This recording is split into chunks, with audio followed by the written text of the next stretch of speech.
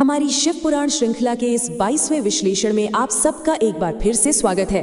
आज हम दान के पीछे छिपे गहरे दर्शन को समझने वाले हैं। देखिए, ये सिर्फ कुछ देने का काम नहीं है, इसके पीछे एक बहुत गहरा विज्ञान है और आज हम जानेंगे कि वो क्या है।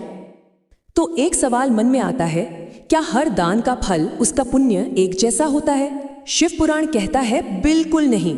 दान से मिलने वाला पुण्य कई चीजों पर निर्भर करता है और आज हम उन्हीं परतों को एक एक करके खोलने वाले हैं।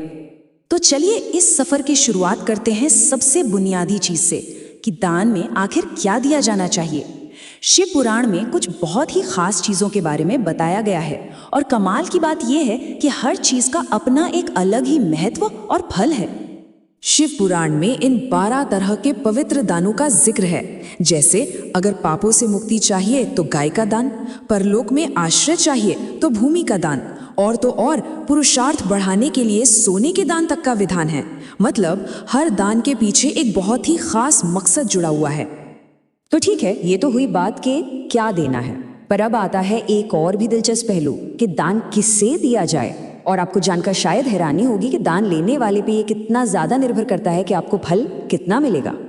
अब देखिए, एक बहुत ही जरूरी बात कि बिना मांगे जो दान दिया जाता है ना, उसका पुण्य मांगने पर दिए गए दान से सीधा सीधा दोगुना होता है।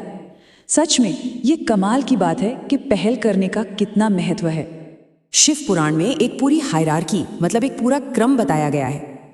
किसी भूखे को भोजन कराना तो हमेशा ही पुण्य का काम है, लेकिन अगर आप एक सेवक को दान देते हैं तो चौथाई फल मिलता है, और अगर वही दान किसी वेद के विद्वान को दिया जाए तो स्वर्ग में 10 दिव्य वर्षों का सुख मिलता है। तो साफ है, दान लेने वाले का आध्यात्मिक स्तर जितना ऊंचा होगा, पुण्य भी उतना ही बढ़ेगा। चलिए अब आगे बढ़ते हैं और अब बात करते हैं समय की। जी हाँ, दान देने का समय भी बहुत ज्यादा मायने रखता है। एक सही समय पर दिया गया दान आपके पुण्य को कई गुना बढ़ा सकता है।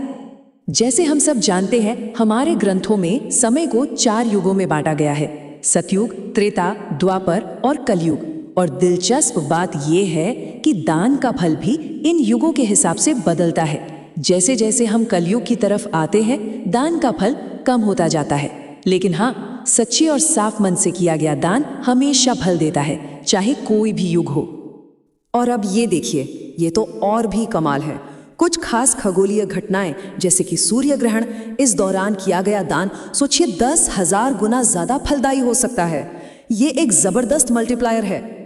लेकिन क्या कोई ऐसा समय है जो सूर्य ग्रहण से भी ज्यादा शक्तिशाली हो? शिव पुराण कहता है हाँ, और वो है किसी ज्ञानी या सिद्ध पुरुष की संगति में बिताया गया एक एक पल। सोचिए, एक पल करोड़ों सूर्य ग्रहणों से भी ज्यादा पवित्र। इससे हमें सत्संग यानी अच्छी संगति की कीमत समझ आती है। तो हमने देख लिया कि क्या देना है, किसे देना है और कब देना है। अब आता है चौथा और आखिरी बाहरी कारक कि दान कहाँ दिया जाए। जगह की पवित्रता का भी पुण्य पर बहुत बड़ा असर पड़ता है।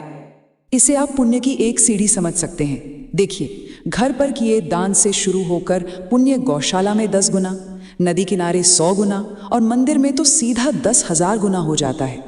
और पवित्र नदी या पर्वत शिखर पर तो ये पुण्य करोड़ों गुना तक पहुंच जाता है।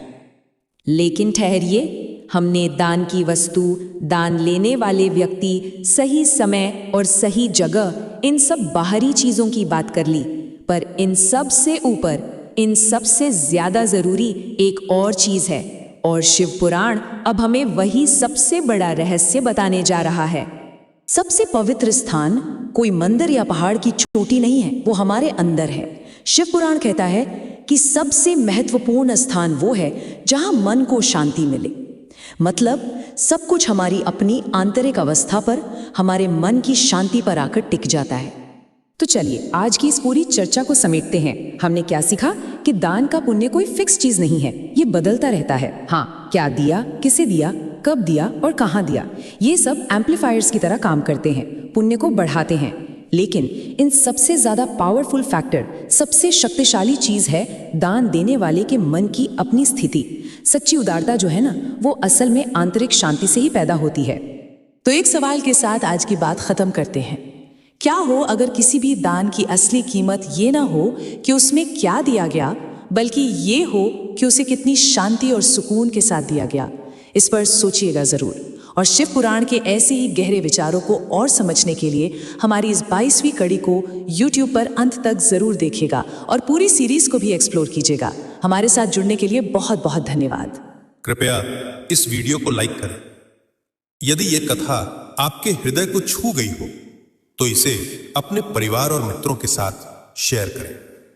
भगवान शिव की दिव्य कथाओं से जुड़े रहने के लिए कृपया हमारे चैनल को सब्सक्राइब करें।